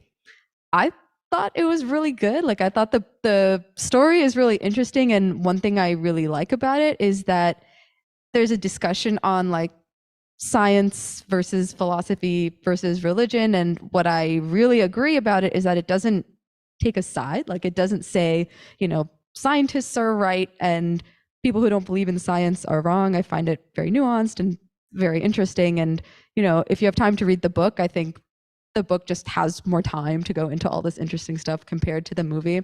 Now, my biggest gripe about the movie is in the movie, they always show her sitting there in the VLA room with her headphones on, listening to her data, which means that over the course of my career, a bunch of people has asked me, what does your data sound like?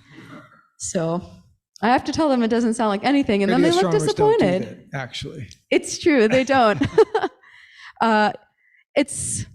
But then they ask me, so what do you do? What does your data look like? And I have to tell them it's not that interesting. It's just a bunch of squiggles. So that's unfortunate.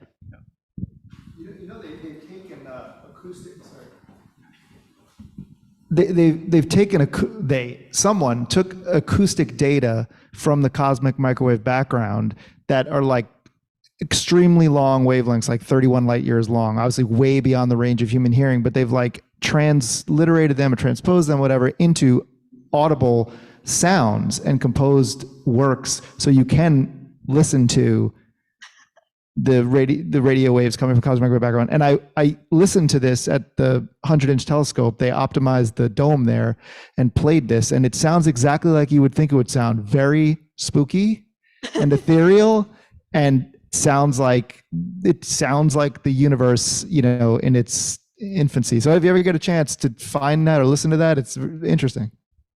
Yeah, that's cool. I think if Ellie Arway was a real radio astronomer, she would just sleep next to her chart recorder. Yeah, speaking of sonification of data, there have been a number of studies trying to do that, not just with the cosmic microwave background data, but other astronomical sources of data or information, like supernovae going off or these sorts of things, and turning that into acoustic waves that are audible to the human ear, and look at, they're called, there's actually a website similar to the Astro Photo of the Day that you may have visited. There's a website that's called AstroSom, the sonification of the month, because it was a colleague of mine who's a postdoc who didn't have enough time to make one of these per day in perpetuity. And so you can go to the site, and there's AstroSom and find some really interesting data sonifications. There was also a talk last year in Caltech where there was a group who sonified light curves of data and stuff, and those were particularly useful for accessibility for blind people. Yeah. And they actually did a workshop, and it was very successful. So yeah, it's a really nice thing. It's cool. not just, yeah, it's got also a lot of knowledge value and accessibility values to it. Other questions? Let's see. There is. Sorry, just catching up here.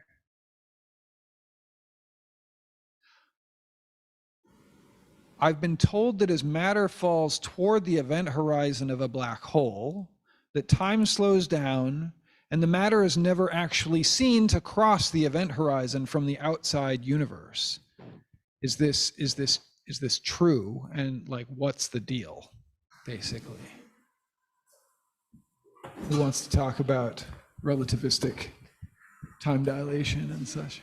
Well, indeed, it's true that we've never observed something directly falling into an event horizon because, as we've alluded to earlier, once an object crosses the event horizon, then whatever light it was emitting can no longer escape the event horizon, so therefore it's no longer accessible to us. So then, in order to study the black hole, basically what we have to do is look at objects crossing very, very close to the black hole to understand what the behavior of gravity around that space is. So, you know, for example, the Event Horizon Telescope is studying how hot gas and electrons orbit around black holes and what the temperature and behavior of that gas can tell us about the regions around it. In our very own galaxy, for example, one of the things that have been studied are these stars that they orbit close enough to the black hole that the shape of their orbits can tell us about the behavior of the black hole, but not so close that they are getting shredded like the objects that Jean studies. But anyone else can add more to that. Yeah, I think the statement that was made in the question, that's true. So there's something called time dilation. So the closer you move to a very high gravity object, so it kind of, if you guys are probably, almost all of you are fans of Interstellar. So it's like having a sheet of, say, so it's the general theory of relativity at play. So it's a theory which Einstein described to describe how gravity works. So what Newton said was that there's a force called gravitation which attracts things towards each other, which has mass. But then Einstein said that gravity is not actually a force, but it's like, if I imagine that this sheet of table is the space-time, and if I place an object on it, then you'd find that around that object, it kind of creates a curvature around it. And then now if I throw an object about it, instead of taking a straight line, it would take a curved path, kind of similar to the gravitation lensing thing that was shown earlier. So it's like, instead of the photon traveling in a straight line, because the sun or the black hole is at the center, it prefers a curved path around it. So that's kind of roughly the fact that when there's a massive object, it affects the space-time around it. And in time, the space-time curvature decides how objects would move. So according to that general theory of relativity, it's true that if I move close to a event horizon, I mean, I'll die in 1,000 other ways, but assuming that those don't happen, I can actually cross the event horizon. But then for a person outside who's not actually traveling that fast, or like as an outside frame of reference, for them, I'll actually never cross the event horizon. And essentially the reason for that is it's something called gravitational redshift. As you get closer and closer to that high gravity object, like in this case, a black hole, and you're experiencing this time dilation where in your reference frame, time is traveling at a different rate relative to someone outside of this frame of reference, outside of the black hole looking in. And so essentially the light that's traveling, from you to that person is getting stretched, much like light does in normal Doppler redshift. And so the photons, as you approach that black hole, are stretched increasingly so that they get redshifted farther into first the red part of the spectrum, then the infrared part of the spectrum, all the way to the extreme as you cross that boundary.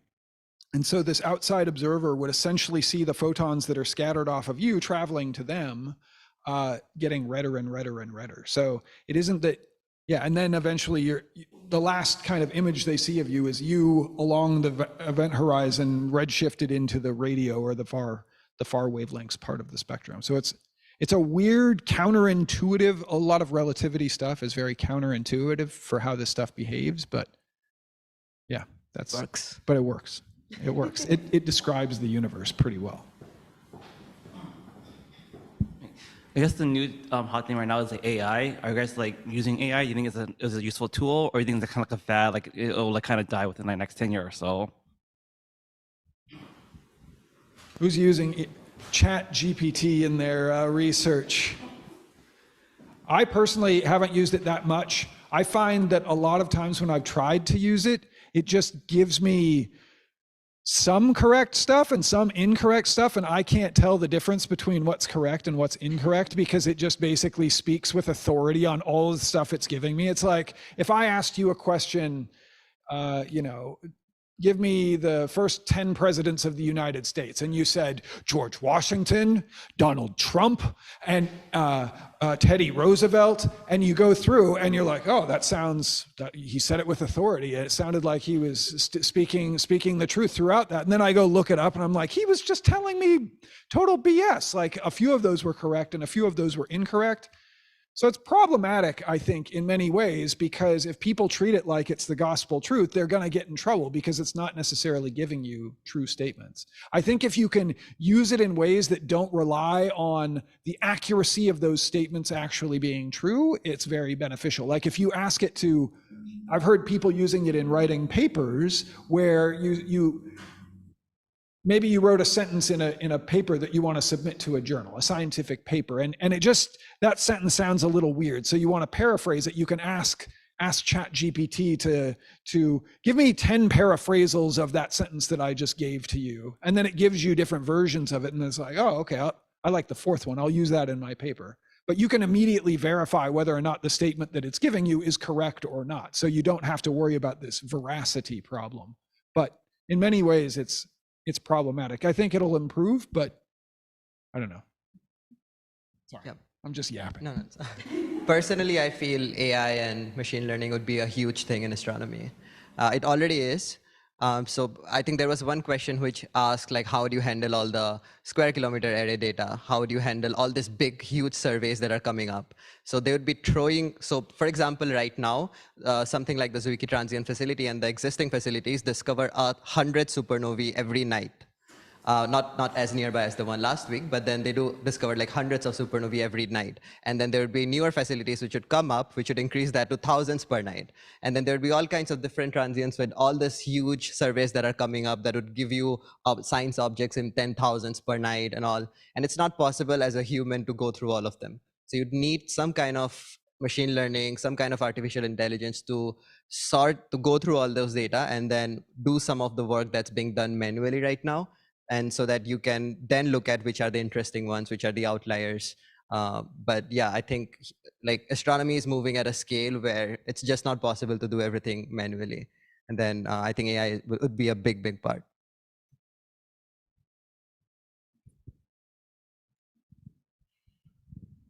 Yeah, so I guess for context, we actually had a talk in our journal club this afternoon that was on using AI to look at this big infrared, I think, survey and classify things, deciding if they're stars or very distant, very luminous black holes or just galaxies. So yeah, like people are already finding uses for it. The issue with using something like that in science is that I think people have a tendency to take whatever the computer says, like Cameron was saying, as gospel truth, whereas the AI is only as good as your ability to train the AI. So if you come into it and you, for whatever reason, think that half of these really distant black holes that are really bright are stars, it will also make those same assumptions. And so it's really easy to propagate those sort of mistakes through the AI. And so I think it will be very useful for handling these big surveys, but it's also like, it needs supervision and it needs very qualified, very careful supervision to use it properly.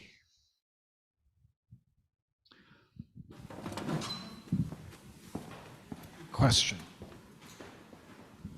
When I was a kid, the internet was not, like a publicly available thing, and information was harder to come by. And one of the ways we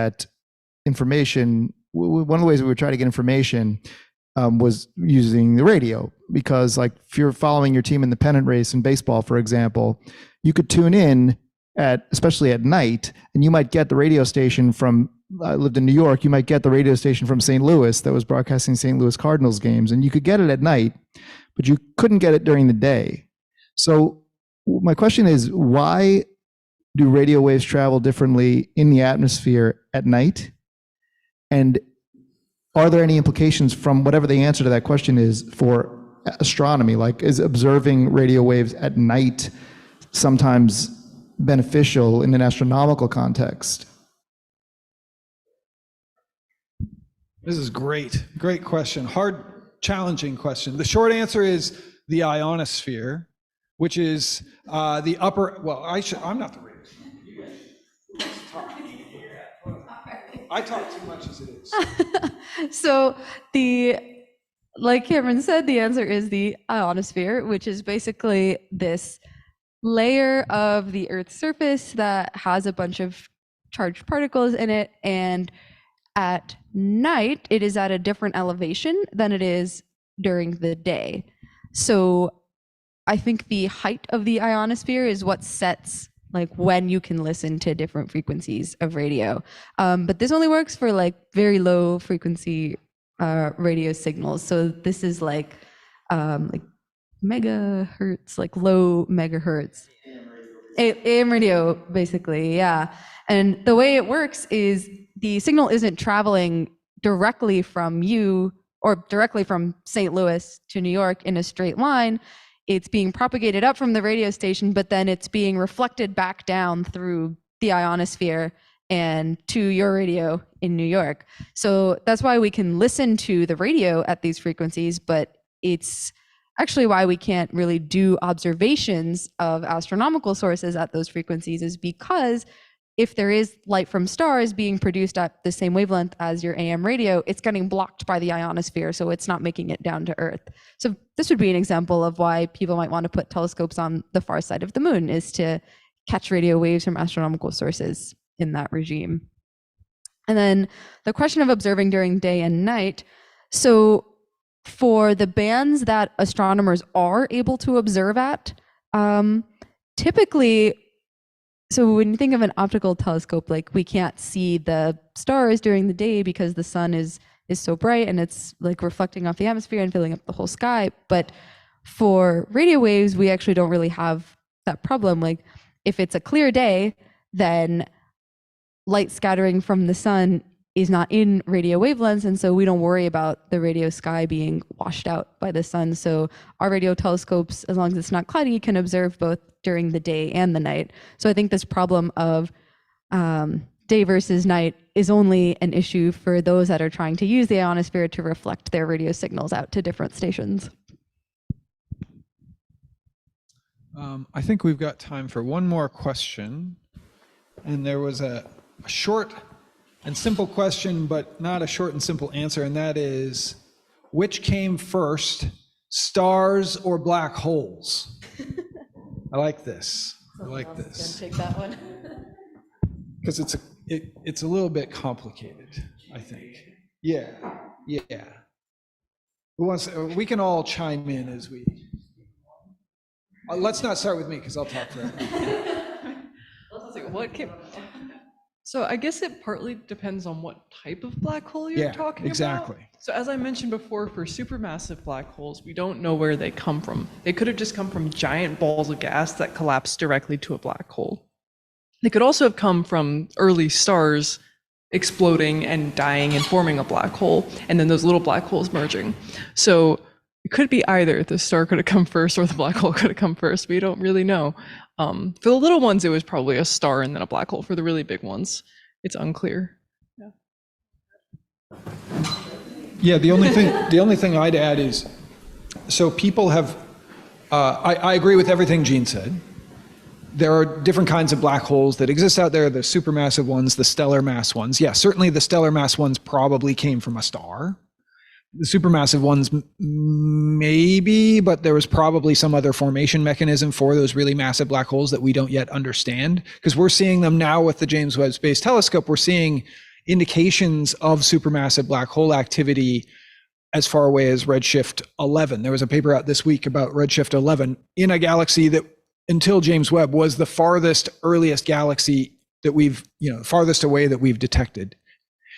And in order to build up a supermassive black hole that quickly in the young universe, you couldn't do it through just forming a bunch of stellar mass black holes and merging them together. There's not enough time for that to happen. The other kind of black hole that has been proposed to exist are primordial black holes, which could be any number of different masses. They could be reasonably small, like less massive than our sun, massive as like a planet or something like that. Or there's a whole range of these proposed primordial black holes that could have formed when the universe was much, much, much denser. And so the rate of interaction between dense objects could potentially have led to a gravitational collapse that resulted in a black hole. So in that case, you could have black holes forming before stars. But yeah, it's an open question, and it's a really good, I forgot who asked that. Thank you, online viewer who asked that question, because it's a really challenging one, and it's something that scientists are actively trying to investigate what the truth is right now. I guess we should probably call it there.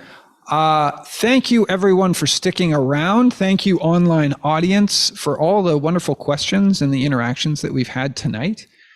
And thank you to our panelists for your wonderful knowledge that you've bestowed upon us, particularly Nitika. Thank you for your presentation. That was wonderful.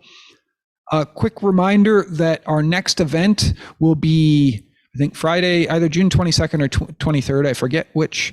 That'll be our next stargazing lecture by Dr. Jacob Shen, talking about what is dark matter and what do we know about dark matter on the particle scale, like what are, particle physics of what is dark matter, or what do we think it might be?